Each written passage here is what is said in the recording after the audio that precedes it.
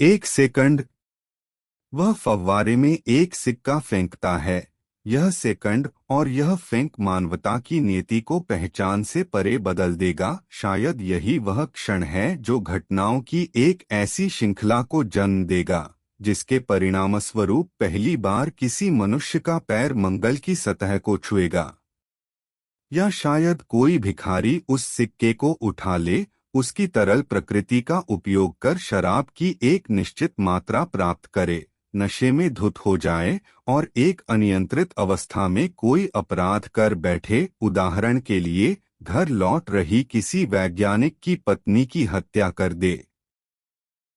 इस संसार को अब और न देख पाने की इच्छा में वह अपने प्रयोगशाला में स्वयं को बंद कर लेगा, अद्वितीय दार्शनिक आध्यात्मिक अवस्थाओं में डूबकर उनका अध्ययन करेगा, और इस एकांत का परिणाम विज्ञान के इतिहास की सबसे महान खोज बन जाएगा। मैं इस संसार को ऐसे ही देखता हूँ। मैं इसमें धूल के हर कण और हवा के हर झोंके को नेति का सर्जक और गढ़ने वाला मानता हूँ, जो स्वयं किसी और भी महान और भी मायावी सृष्टा के केवल अवतार हैं। एक सेकंड। हमारे संसार में सब कुछ पूर्व निर्धारित है।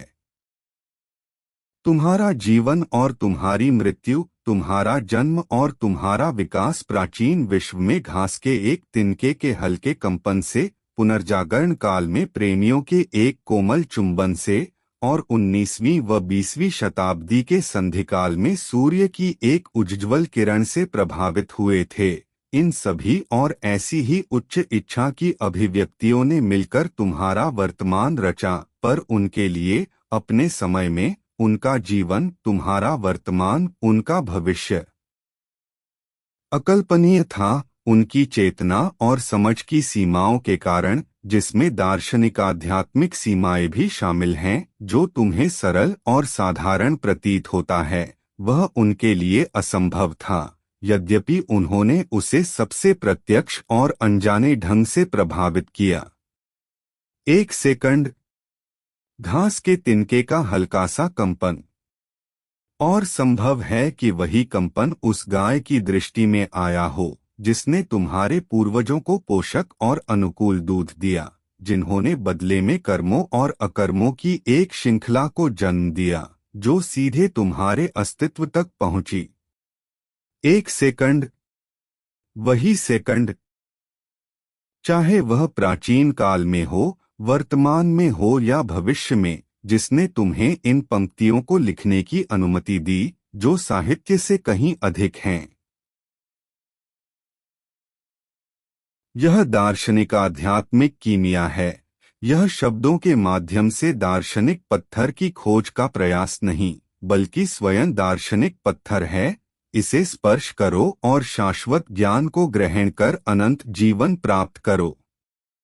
वही ब्रह्मांड और दिव्यता का कूटकोड़, जिसकी ओर महानतम मस्तिष्क सदियों से आकुल होकर अग्रसर रहे हैं। संभव है कि इतिहास में कोई भी सत्य की ऊष्मा के इतने निकट न पहुंचा हो, पर वह जलाती नहीं, क्योंकि महान कार्य के चरण पहले से निर्धारित थे, और तुम सत्य के निकट किसी भौतिक सत्ता के रूप में नहीं, बल्कि एक दार्शनिक आध्यात्मिक सार के रूप में पहुंचते हो। उरोबोरोस बंद होता है उसी सेकंड में जब अंतिम शब्द रचा जाता है और कुछ करने की आवश्यकता नहीं रहती। प्रारंभ में शब्द था और अंत में भी शब्द ही होगा। सब कुछ वैसे ही समाप्त होता है जैसे प्रारंभ हुआ, क्योंकि सब कुछ समय की भांति एक शाश्वत उरोबोरोस है। जब एक मिनट समाप्त होता है, सब कुछ पहली सेकंड से फिर आरंभ होता है। जिस क्षण पहला शब्द उत्पन्न हुआ, उसी क्षण अंतिम भी उत्पन्न हो गया। सब कुछ पहले से ही सृजित है और चेतना में निवास करता है। उसे केवल निकालकर लिपिबद्ध करना होता है। यह किसी परीक्षा की नकल नहीं, यह दार्शनिक आध्यात्मिक तानाबाना है, जो उस शाश्वत स्रोत से प्रवाहित होता है जो शुभ और अशुभ से परे स्थित है। एक सेकंड। वह क्या है? एक सीमित अवधि या असीम। वह क्या निर्धारित करता है और कैसे? उसमें क्या निहित है? क्या वह केवल यथार्थ की मानवीय व्यक्तिपरक अनुभूति नहीं है? सेकंड, वह एक निशान है जिससे और जिसके द्वारा हम कुछ घटनाओं को बांधते हैं, जैसे किसी मैदान में गड़ा खूंटा जो हमारी चेतना उस गाय को अराजक और पूर्ण स्वतंत्र भटकन से रोकता है। इस स्वतंत्रता को प्रायः पागलपन कहा जाता है और लगभग कभी प्रतिभा नहीं। हजारों बादल आकाश में बहते हैं, उनके लिए सेकंड क्या है और वे उसे कैसे अनुभव करते हैं? समय केवल मनुष्यों की चेतना में और मनुष्यों के लिए अस्तित्व रखता है। पत्थर, फूल, बादल या पशु के लिए कोई समय नहीं, और उन्हें इसकी आवश्यकता भी नहीं, क्योंकि उन्हें एक दूसरे को कुछ समझाना नहीं, कुछ परिभाषित करने की लालसा नहीं। उनका जीवन काल की सीमाओं से रहित है। वे जन्म, मृत्यु और अन्य घटनाओं को जानते हैं। कभी उनकी अनुभूति में तेजी से बहते हुए, कभी धीमे। किसी व्यक्ति से समय छीन लो और वह सब कुछ खो देगा जिस पर उसका सिद्धांत और संसार की समझ आधारित है। वह यह नहीं कह पाएगा कि शिशु और वृद्ध में क्या अंतर है। उसके लिए वह केवल रूप, प्रकार और अस्तित्व का अंतर होगा। और क्या वही दृष्टि उन प्राणियों के प्रति नहीं होती जिन्हें हम उत्साहपूर्वक एलियन कहते हैं? किसी कैदी को दिनों की गिनती से वंचित कर दो और वह कभी नहीं बता पाएगा कि वह वहां कितने समय से है। समय हमारी जंजीर है, वह जो हमें इस संसार और इस यथार्थ से बांधती है। पर जो सचमुच परिपक्व हैं, वे समय के बाहर अस्तित्व रखते हैं, क्योंकि जो पदार्थ से परे है वह भूत, वर्तमान और भविष्य में एक साथ हो सकता है। समय वह धागा है जिससे सच्ची स्वतंत्रता से भयभीत सभी चिपके रहते हैं। सोचो, यदि तुम्हें उस सहारा देने वाली डोर से वंचित कर दिया जाए तो क्या होगा? तुम्हारी सारी योजनाएं ढह जाएंगी, अकल्पनीय घटित होगा।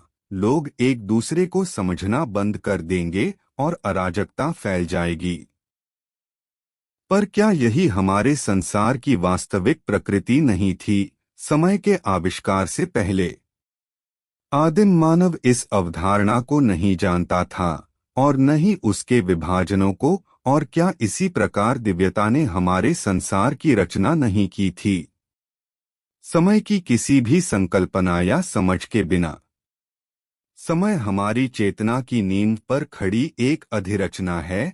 वह कभी अस्तित्व में नहीं था और कभी होगा भी नहीं। वह केवल साधारण दैनिक जीवन के लिए एक सरलीकरण है।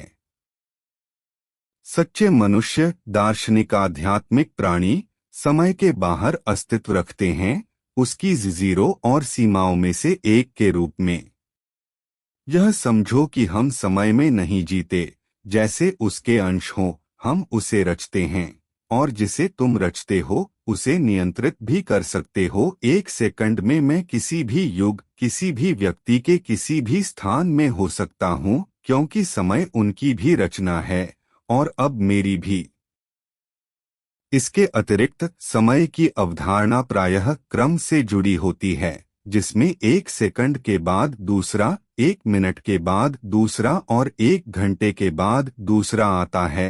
ये अवधारणाएं एक दूसरे पर निर्भर हैं, क्योंकि एक दूसरे के बिना अस्तित्व नहीं रख सकती। पर जो सच में देखते हैं, उन्हें अवस्थाओं के तेज या धीमे रूपांतरण की आवश्यकता नहीं, जिन्हें विभिन्न क्षेत्रों में अलग अलग नाम दिए गए हैं, जैसे वृद्धावस्था आदि। ब्रह्मांड को दार्शनिक आध्यात्मिक रूप से समझकर और अस्तित्व के सार दिव्यता की आंखों में झांककर तुम सभी रूपांतरणों को एक साथ देखते हो, और वे सभी अवस्थाएं भी जो उनसे पहले थीं। जो चेतना और दार्शनिक आध्यात्मिक दृष्टि से सीमित हैं, वे इन शब्दों का वास्तविक अर्थ कभी नहीं समझेंगे, क्योंकि पदार्थ का संसार सूर्य के प्रकाश को पर्दे या घूंघट की भांति ढक देता है। इस पर्दे को हटाने के प्रयास को हमारे संसार में प्रबोधन कहा गया, और जीवितों में से कुछ ने वास्तव में ब्रह्मांड की गहराइयों से प्रसारित उस सच्चे प्रकाश की झलक पाई। हम में से प्रत्येक अपने समय का संचालन करने में सक्षम है, और यह किसी डायरी या समय सारिणी की बात नहीं है। यह उन वस्तुनिष्ठ प्रक्रियाओं की अनुभूति को धीमा या तेज करने की बात है जो इस संसार में आरंभ से अंत तक, पत्थर की सबसे सूक्ष्म गति तक पहले से लिखी जा चुकी हैं। पदार्थ के संसार में पहला कृत्य ही सभी कर्मों को प्रारंभ से अंत तक रच चुका है। यही बात दार्शनिक आध्यात्मिक संसार पर भी लागू होती है, यद्यपि वहाँ पदार्थ के संसार के विपरीत चयन की संभावना मौजूद है। पहला संसार पटकथा की पूर्ति है, दूसरा उसकी रचना।